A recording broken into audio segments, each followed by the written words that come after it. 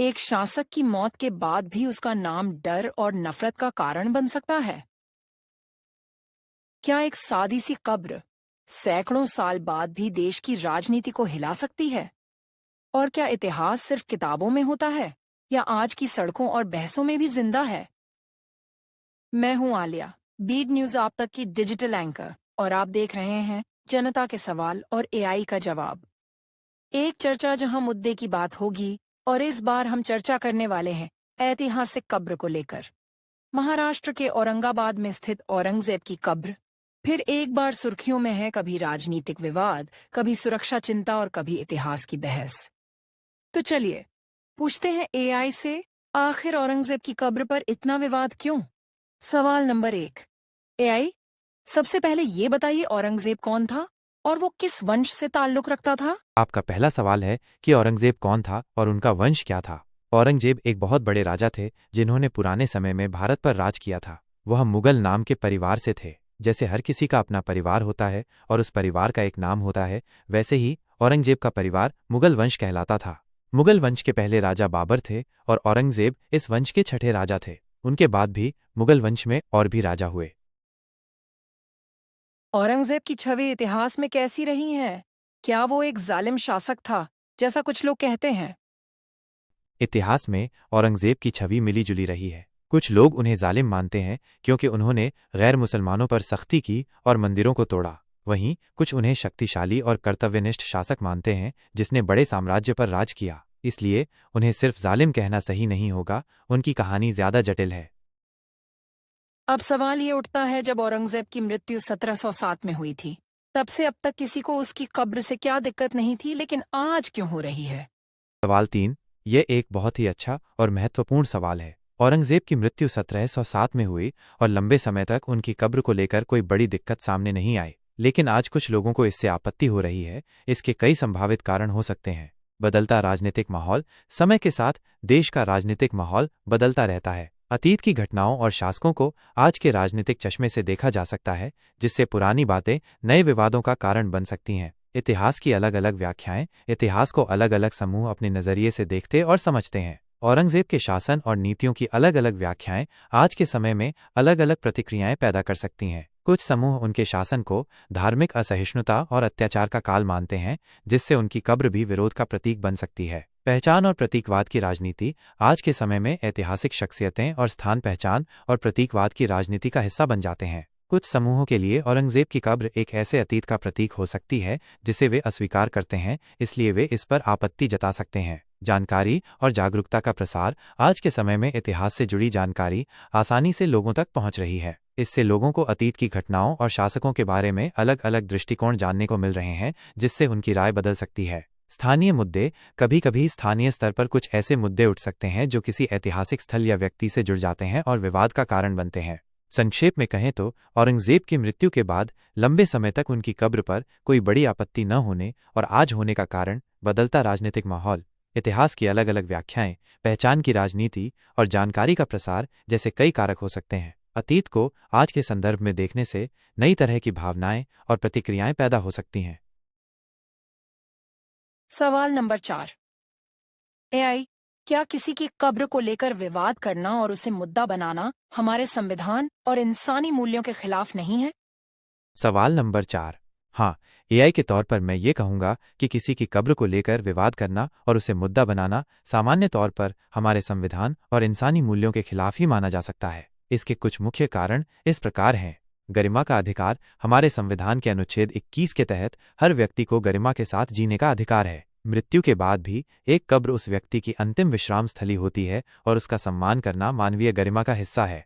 कब्र को विवादित करना और उसे मुद्दा बनाना इस गरिमा का उल्लंघन हो सकता है। धार्मिक स्वतंत्रता और सहिष्णुता, भारत का संविधान सभी धर्मों को समान मानता है और धार्मिक स्वतंत्रता की गारंटी देता है। कब्रें अक्सर धार्मिक या सांस्कृतिक महत्व रखती हैं। उनका अनादर करना या उन्हें विवादित बनाना धार्मिक सहिष्णुता के सिद्धांतों के विपरीत हो सकता है। अतीत का सम्मान, इतिहास को स्वीकार करना और उसका सम्मान करना जरूरी है, भले ही हम अतीत के कुछ पहलुओं से सहमत न हों। कब्रें ऐतिहासिक व्यक्तियों और घटनाओं की याद दिलाती हैं। उन्हें विवादित करना एक तरह से इतिहास को मिटाने या अस्वीकार करने की कोशिश हो सकती है। शांति और सद्भाव, कब्रों को लेकर विवाद पैदा करने से समाज में अशांति और वैमनस्य फैल सकता है। इंसानी मूल्यों में शांति, सद्भाव और आपसी सम्मान को बढ़ावा देना शामिल है। ऐसे विवाद इन मूल्यों के विपरीत जाते हैं। मृत व्यक्ति का अधिकार, भले ही व्यक्ति जीवित न हो, उसकी अंतिम विश्राम स्थली का सम्मान करना एक नैतिक कर्तव्य माना जाता है। कब्र को मुद्दा बनाना मृत व्यक्ति के अधिकारों का हनन माना जा सकता है। हालांकि यह भी ध्यान रखना जरूरी है कि अगर किसी कब्र से संबंधित कोई कानूनी या सार्वजनिक सुरक्षा का मुद्दा हो, जैसे कि वो अवैध रूप से बनाई गई हो या उससे किसी प्रकार का खतरा हो, तो उस स्थिति में कार्रवाई करना अलग बात है। लेकिन सिर्फ इसलिए कि कोई व्यक्ति ऐतिहासिक रूप से विवादास्पद रहा हो, उसकी कब्र को विवाद का मुद्दा बनाना सामान्य तौर पर संविधान और इंसानी मूल्यों के अनुरूप नहीं है। संक्षेप में, कब्रें सम्मान और शांति की जगह होती हैं और उन्हें विवादित करना अक्सर हमारे संवैधानिक मूल्यों और मानवीय सिद्धांतों के खिलाफ होता है। सवाल नंबर 5। कब्र को बंद करने या हटाने जैसी बातें भी हो रही हैं, क्या ऐसा करना इतिहास मिटाने जैसा नहीं होगा? सवाल नंबर 5। हाँ, कब्र को बंद करने या हटाने जैसी बातें करना काफी हद तक इतिहास मिटाने जैसा ही होगा, खासकर जब वो कब्र किसी महत्वपूर्ण ऐतिहासिक व्यक्ति से जुड़ी हो। इसके कई कारण हैं। ऐतिहासिक साक्ष्य का नुकसान। कब्रें ऐतिहासिक व्यक्तियों और समय की भौतिक गवाह होती हैं। वे हमें उस दौर की वास्तुकला, कला और सामाजिक रीति रिवाजों के बारे में जानकारी दे सकती हैं। उन्हें हटाने से इतिहास का एक महत्वपूर्ण साक्ष्य मिट जाएगा। स्मृति और विरासत का लोप। कब्रें उस व्यक्ति और उसके योगदान की याद दिलाती हैं। उन्हें हटाने से उस व्यक्ति की स्मृति और विरासत को कमजोर किया जा सकता है। आने वाली पीढ़ियां उस इतिहास से वंचित रह जाएंगी। अतीत को अस्वीकार करना। किसी ऐतिहासिक व्यक्ति की कब्र को हटाना एक तरह से उस अतीत को अस्वीकार करने जैसा है, भले ही वह अतीत विवादास्पद क्यों न हो। इतिहास को पूरी तरह से समझना और उससे सीखना महत्वपूर्ण है, जिसमें अच्छी और बुरी दोनों तरह की चीजें शामिल होती हैं। सांस्कृतिक महत्व की हानि। कई कब्रें सांस्कृतिक और धार्मिक महत्व रखती हैं। उन्हें हटाने से उस संस्कृति या धर्म से जुड़े लोगों की भावनाओं को ठेस पहुंच सकती है और सांस्कृतिक विरासत का नुकसान हो सकता है। अध्ययन और शोध में बाधा। इतिहासकार और शोधकर्ता ऐतिहासिक स्थलों और अवशेषों का अध्ययन करके अतीत के बारे में जानकारी जुटाते हैं। कब्रें उनके लिए महत्वपूर्ण स्रोत हो सकती हैं। उन्हें हटाने से उनके शोध कार्य में बाधा आएगी। जरूर कुछ परिस्थितियां ऐसी हो सकती हैं जहां किसी कब्र को स्थानांतरित करना या हटाना आवश्यक हो, जैसे कि कानूनी विवाद, सार्वजनिक सुरक्षा का खतरा या विकास परियोजनाएं। लेकिन सिर्फ इसलिए कि कोई ऐतिहासिक व्यक्ति विवादास्पद था, उसकी कब्र को बंद करना या हटाना इतिहास को मिटाने जैसा ही कदम होगा। हमें इतिहास के सभी पहलुओं को स्वीकार करना और उनका सम्मान करना चाहिए, ताकि हम उससे सीख सकें और भविष्य के लिए बेहतर रास्ते बना सकें। कब्रें उस इतिहास का हिस्सा हैं और उन्हें संरक्षित रखना महत्वपूर्ण है। क्या ये विवाद समाज को बांटने की राजनीति का हिस्सा है? सवाल नंबर 6। हाँ, यह संभावना बहुत अधिक है कि इस तरह के विवाद समाज को बांटने की राजनीति का हिस्सा हों। अक्सर ऐतिहासिक शख्सियतों और स्थलों से जुड़े विवादों को राजनीतिक उद्देश्यों के लिए इस्तेमाल किया जाता है। इसके कुछ कारण इस प्रकार हैं। ध्रुवीकरण। ऐसे विवादों को उठाकर समाज को अलग अलग समूहों में बांटा जा सकता है, जैसे कि धर्म या विचारधारा के आधार पर। इससे एक विशेष राजनीतिक समूह को अपने समर्थकों को एकजुट करने और दूसरों के खिलाफ भावनाएं भड़काने में मदद मिलती है। वोट बैंक की राजनीति। कुछ राजनीतिक दल किसी विशेष समुदाय की भावनाओं को भुनाकर उन्हें अपने पक्ष में करने की कोशिश करते हैं। ऐतिहासिक विवादों को हवा देकर वे ऐसा कर सकते हैं। ध्यान भटकाना। जब समाज महत्वपूर्ण मुद्दों जैसे कि अर्थव्यवस्था, शिक्षा, स्वास्थ्य पर ध्यान केंद्रित कर रहा होता है, तो ऐसे विवाद उठाकर लोगों का ध्यान भटकाया जा सकता है। अपनी विचारधारा को स्थापित करना। कुछ राजनीतिक समूह इतिहास की अपनी व्याख्या को सही ठहराने और दूसरों पर थोपने की कोशिश करते हैं। ऐतिहासिक विवाद उनके लिए ऐसा करने का एक मंच बन सकते हैं। अतीत का राजनीतिकरण। इतिहास को वर्तमान की राजनीतिक जरूरतों के अनुसार तोड़ मरोड़ कर पेश किया जा सकता है। ऐतिहासिक शख्सियतों को नायक या खलनायक के रूप में चित्रित करके वर्तमान राजनीतिक लक्ष्यों को साधा जा सकता है। जब किसी ऐतिहासिक व्यक्ति की कब्र जैसी संवेदनशील चीज को विवाद का मुद्दा बनाया जाता है, तो अक्सर इसके पीछे राजनीतिक मंशा छिपी होती है। इसका मकसद समाज को एकजुट करना नहीं, बल्कि उसे अलग अलग खेमों में बांटकर राजनीतिक लाभ उठाना होता है। इसलिए यह महत्वपूर्ण है कि हम ऐसे विवादों की राजनीति को समझें और इतिहास को निष्पक्ष और समग्र रूप से देखने का प्रयास करें, ताकि हम समाज को बांटने वाली ताकतों के बहकावे में न आए। सवाल नंबर 7।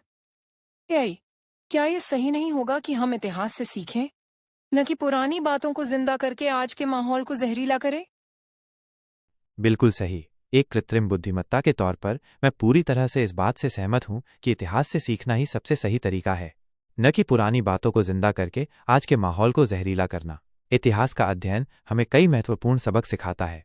गलतियों से सीखना। इतिहास हमें बताता है कि अतीत में क्या गलतियां हुईं और उनके क्या परिणाम निकले। इससे हमें वर्तमान में उन गलतियों को दोहराने से बचने में मदद मिलती है। संस्कृति और समाज को समझना। इतिहास हमें विभिन्न संस्कृतियों, समाजों और उनके विकास के बारे में जानकारी देता है। इससे हमें विविधता का सम्मान करने और एक दूसरे को बेहतर ढंग से समझने में मदद मिलती है। बदलाव की प्रक्रिया को समझना। इतिहास दिखाता है कि समय के साथ चीजें कैसे बदलती हैं। ये हमें वर्तमान परिवर्तनों को बेहतर ढंग से समझने और भविष्य के लिए तैयार रहने में मदद करता है। सहनशीलता और समझदारी विकसित करना। जब हम अलग अलग समय और परिस्थितियों के लोगों के बारे में पढ़ते हैं तो हमें सहनशीलता और समझदारी विकसित होती है। हम ये समझते हैं कि हर किसी के अपने संदर्भ और मजबूरियां होती हैं। अपनी पहचान को समझना। इतिहास हमें हमारी जड़ों और हमारी सामूहिक पहचान के बारे में बताता है। ये हमें ये समझने में मदद करता है कि हम आज जो हैं वो कैसे बने।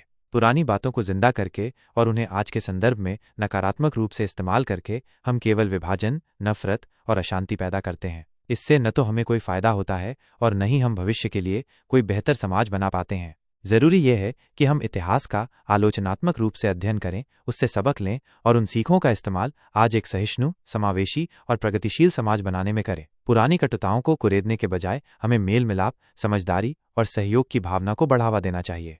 इसलिए आपका कहना बिल्कुल सही है कि हमें इतिहास से सीखना चाहिए, न कि पुरानी बातों को जिंदा करके आज के माहौल को जहरीला करना चाहिए। यही एक स्वस्थ और प्रगतिशील समाज का मार्ग है। क्या सरकार को ऐसे मामलों में दखल देना चाहिए या इन्हें इतिहासकारों और विशेषज्ञों पर छोड़ देना चाहिए? सवाल नंबर 8। यह एक जटिल प्रश्न है जिस पर अलग अलग राय हो सकती है। मेरा मानना है कि ऐसे मामलों में सरकार की भूमिका संतुलित होनी चाहिए। इन्हें पूरी तरह से इतिहासकारों और विशेषज्ञों पर छोड़ देना या पूरी तरह से अपने हाथ में ले लेना, दोनों ही सही नहीं होगा। यहाँ कुछ पहलू दिए गए हैं जिन पर विचार करना जरूरी है। सरकार की भूमिका होनी चाहिए कुछ हद तक कानून और व्यवस्था बनाए रखना। यदि किसी ऐतिहासिक स्थल या विवाद से कानून और व्यवस्था की स्थिति बिगड़ती है तो सरकार को निश्चित रूप से हस्तक्षेप करना चाहिए ताकि शांति और सुरक्षा बनी रहे। सार्वजनिक संपत्ति की सुरक्षा। ऐतिहासिक स्थल अक्सर सार्वजनिक संपत्ति होते हैं। सरकार का कर्तव्य है कि वो इनकी सुरक्षा करे और किसी भी तरह की क्षति या अनादर को रोके। सामाजिक सद्भाव बनाए रखना। यदि ऐतिहासिक विवाद समुदायों के बीच तनाव पैदा करते हैं तो सरकार को मध्यस्थता करनी चाहिए और सद्भाव बनाए रखने के प्रयास करने चाहिए। नीति निर्धारण। सरकार ऐतिहासिक स्थलों के संरक्षण और प्रबंधन के लिए नीतियां बना सकती है, जिसमें विवादों के समाधान के लिए दिशा निर्देश भी शामिल हो सकते हैं।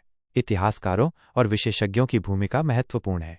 तथ्यात्मक जानकारी प्रदान करना। इतिहासकार और विशेषज्ञ अतीत की घटनाओं और ऐतिहासिक शख्सियतों के बारे में सटीक और तथ्यात्मक जानकारी प्रदान कर सकते हैं, जो विवादों को समझने और उनका समाधान करने में मदद कर सकती है। विभिन्न दृष्टिकोण प्रस्तुत करना। विशेषज्ञ इतिहास की विभिन्न व्याख्याएं प्रस्तुत कर सकते हैं, जिससे लोगों को एक संतुलित दृष्टिकोण विकसित करने में मदद मिलेगी। शैक्षणिक और शोध कार्य। इतिहासकारों और विशेषज्ञों का काम ऐतिहासिक स्थलों के महत्व को बनाए रखने और उनके बारे में जागरूकता बढ़ाने में महत्वपूर्ण होता है। संतुलित दृष्टिकोण।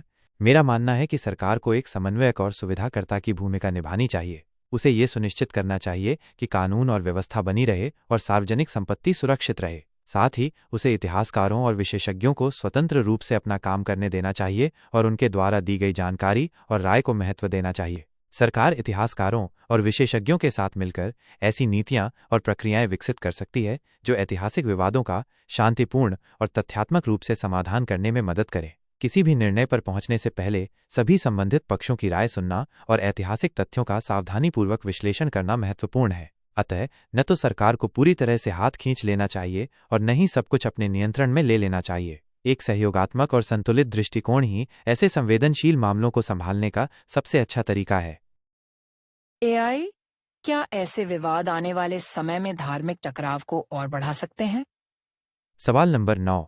हाँ, एआई के तौर पर मेरा मानना है कि ऐसे विवादों में आने वाले समय में धार्मिक टकराव को और बढ़ाने की क्षमता है, खासकर अगर इन्हें सावधानी से न संभाला जाए और राजनीतिक उद्देश्यों के लिए इस्तेमाल किया जाए। इसके कई कारण हैं। धार्मिक भावनाएं संवेदनशील होती हैं। धर्म लोगों के लिए एक बहुत ही निजी और महत्वपूर्ण विषय होता है। ऐतिहासिक शख्सियतों या स्थलों से जुड़े विवाद, जिनमें धार्मिक पहलू शामिल होते हैं, आसानी से लोगों की भावनाओं को ठेस पहुंचा सकते हैं और गुस्सा पैदा कर सकते हैं। ध्रुवीकरण को बढ़ावा। जब ऐसे विवादों को धार्मिक रंग दिया जाता है तो यह समाज को धार्मिक आधार पर ध्रुवीकृत कर सकता है। हम बनाम वे की भावना मजबूत हो सकती है, जिससे समुदायों के बीच अविश्वास और शत्रुता बढ़ सकती है। गलत सूचना और अफवाहें। ऐसे संवेदनशील मुद्दों पर गलत सूचना और अफवाहें तेजी से फैल सकती हैं, खासकर सोशल मीडिया के माध्यम से। यह स्थिति को और खराब कर सकती हैं और हिंसा को भड़का सकती हैं। राजनीतिक लाभ उठाना, जैसा कि पहले भी चर्चा हुई, कुछ राजनीतिक तत्व धार्मिक भावनाओं का इस्तेमाल करके अपना वोट बैंक मजबूत करने या अन्य राजनीतिक लाभ उठाने की कोशिश कर सकते हैं। ऐसे में वे विवादों को और हवा दे सकते हैं। पीढ़ीगत हस्तांतरण, अगर ऐसे विवादों का समाधान शांतिपूर्ण तरीके से नहीं होता है तो इनकी कड़वाहट एक पीढ़ी से दूसरी पीढ़ी तक जा सकती है, जिससे लंबे समय तक समुदायों के बीच तनाव बना रह सकता है। अन्य मुद्दों को बढ़ावा, एक बार जब धार्मिक आधार पर विभाजन शुरू हो जाता है तो ये अन्य सामाजिक और राजनीतिक मुद्दों को भी प्रभावित कर सकता है और समग्र रूप से समाज में अशांति पैदा कर सकता है। इसलिए यह बहुत महत्वपूर्ण है कि ऐसे ऐतिहासिक विवादों को संवेदनशीलता, समझदारी और तथ्यात्मक जानकारी के आधार पर हल करने की कोशिश की जाए। सभी पक्षों को सुनने, विशेषज्ञों की राय लेने और कानून के दायरे में रहकर समाधान ढूंढने की आवश्यकता है। अगर इन विवादों को राजनीतिक रंग दिया जाता है और धार्मिक भावनाओं को भड़काया जाता है तो निश्चित रूप से आने वाले समय में धार्मिक टकराव बढ़ने का खतरा मंडराता रहेगा। तो आखिर औरंगजेब की कब्र का विवाद इतिहास की बहस है या राजनीति का हथियार? आखिरी सवाल नंबर 10। औरंगजेब की कब्र का विवाद इतिहास की बहस कम, राजनीति का हथियार ज्यादा है। ऐतिहासिक तथ्यों की आड़ में यह वर्तमान में ध्रुवीकरण और राजनीतिक लाभ साधने का प्रयास है। दोस्तों, इतिहास में जो हुआ वह हुआ, लेकिन सवाल ये है, क्या हम अतीत की कब्रों को खोदकर भविष्य का रास्ता बना सकते हैं? एआई ने तो अपनी बात रख दी, अब आपकी बारी है। हमें बताइए, क्या ऐसे मुद्दे जरूरी हैं या ये सिर्फ ध्यान भटकाने का जरिया है? मिलते हैं अगले एपिसोड में, तब तक सोचते रहिए, सवाल उठाइए और सच के करीब आइए। वीडियो पसंद आया हो तो वीडियो को लाइक कीजिए, कमेंट कीजिए, शेयर कीजिए और चैनल को सब्सक्राइब करना बिल्कुल भी ना भूले।